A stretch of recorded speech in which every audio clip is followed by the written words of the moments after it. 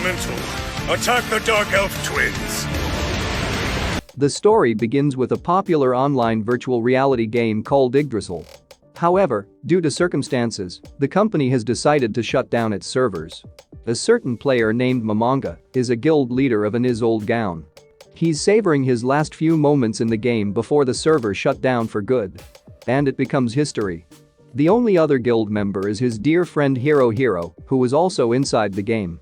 Bobby says this goodbyes to Monga and logs. Hence turn leaving. Monga is the only member of the guild still in the game. He loiters around, sits on the throne and even messes up the settings of a prominent NPC. Named Alberto because who even cares at this point, Alberto becomes a woman in love and gets insanely obsessed with Monga from here on out. And this is where things have taken an interesting turn, even after the time has passed. And the service have shut down. He is still in the game, unable to log out. Furthermore, the NPCs have come to life. Meaning every single subordinate in their guild territory, aka the Great Tomb of Nazarek, is now a sentient human being. The world of the game has quite literally come to life. Monga takes a few moments to fully understand what's going on. He then asks the head butler Sebas to survey what's going on outside Nazarek and sends Albedo to gather the floor guardians. Then at the Grand Arena of Nazarek, he tests the strength of both the 6th floor guardians, Aura and Mare. They're both twins and have to go up against a primal fire elemental, which Momonga summoned to prove their competence. Mare isn't all that keen on fighting though. But the two cute siblings are infatuated by the kindness of their leader. Eventually the floor guardians arrive. They're in the presence of their overlord. They kneel and swear their loyalty to the guild leader of an old gown. This leads to Aniz expressing his faith and confidence in them that they'll all sincerely fulfill their duties. He then informs them about how Nazarek case is currently caught up in a mysterious situation. And that's when Sebas and the butler comes back from his survey and informs Monga about how the Nazarek is surrounded by grasslands instead of the swamps, which used to be on the outskirts. Momonga concludes that Nazarek has been mysteriously transported to an unknown land. He asks Albedo and Demiurge to create a strong information sharing system, as any great leader would. To them about their thoughts about how to conceal Nazarek from outside threats. Commands them and then teleports back to his throne.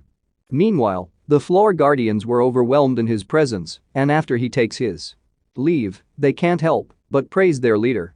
Albedo even comments that out of the 41 supreme being, he's the one on top and the only one who is still with them, and looks like it wasn't just Al who gets sexually excited in Maymon's presence. A vampire named Blood Fallen Shalter is also the same. Demiurge mentions an interesting idea. That Momonga may very well leave them one day as well. So it would be good insurance to have him declare his successor. Beforehand later, Momonga changes his appearance after consulting with the battle maid near Bural and decides that go outside, but Demiurge doesn't let him go alone and accompanies him after permission. The beauty of the world outside amazes him, and he kind of casually talks about taking over the world.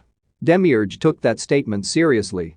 He then sees Mare exceptionally concealing the walls of Nazarek on his orders and rewards him with one of his rings. Albedo also enters the chat but gets irrationally irritated at the sight of Mare wearing one of those rings. So he presents her with one as well. She is the overseer of the floor guardians.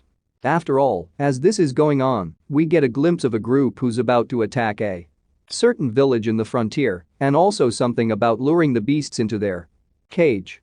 A great man named Gazov Stronov and his warrior troops came across a plundered village. Shortly after, he wants the survivors to be sent to the capital called Irantel. But the vice captain wonders about the true intention of attack. Meanwhile, Momonga is using the mirror of remote viewing to look around when he sees another village getting ransacked. The ones who are doing so appear to be night. Now, since Momon is an undead, he no longer has the same kind of sympathy for other humans. So initially he sees no point in getting involved. However, Sebas by his side, looks distressed. This reminds him of a fellow guild member named Touch Me, and Monga decides to get his powers tested anyway, so he teleports there, saves a young girl and the little girl. Then summons a death knight and tasks him to go take care of the situation. Unexpectedly, Albedo pops up as a knight in shining armor, but her distaste for humans comes through anyway. He heals them. And when asked for his name, the man introduces himself as in his old gown. And that's what we'll be calling him from now on. He wears a mask to hide his undead face. And then helps rid the village of the intruders posing as a magic caster. He asks the village chief for some information about the new world and then decides to depart though. That's when the warrior from before Gareth arrived in the village with his troops, Ains. Introduces himself as well as the fact that he was the one who protected the village. As you can expect, the warrior sincerely thanks Ennis for his help. But then the entire village gets surrounded by some mysterious figures. We get a little tidbit of a conversation where Negan of the Sunlight Scripture is being tasked with murder of the mightiest warrior in the land, Gareth Sternoff. In the present, the entire village is surrounded him, and the warrior asks Ennis to help protect the village. Once again, while he himself will attack the enemies with his troops, Ennis had begun to respect the warrior and take him up on his offer. He also gives him a little souvenir, which Gareth doesn't understand, at least not. Then, however, as the battle rages on, Finnish troops are overwhelmed by the enemy when Gareth, he encounters the enemy leader and realizes that they'll lose.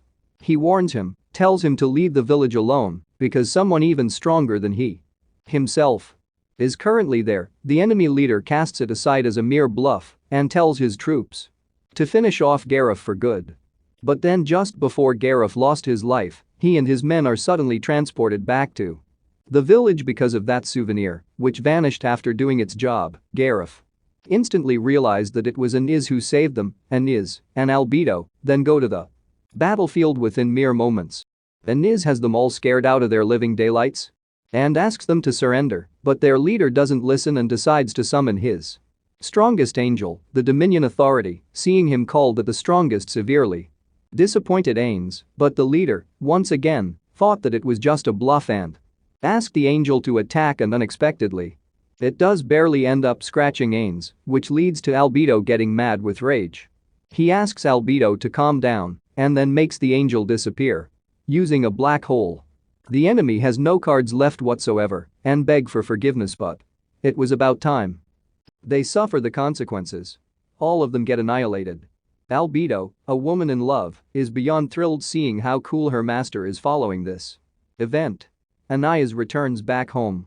He officially renames himself after the name of their guild, Anais' old gown, and then asks to support Inits to spread his name across the new world, though his cute floor guardians kind of misunderstand his words and realize that it's time to tin over the entire world.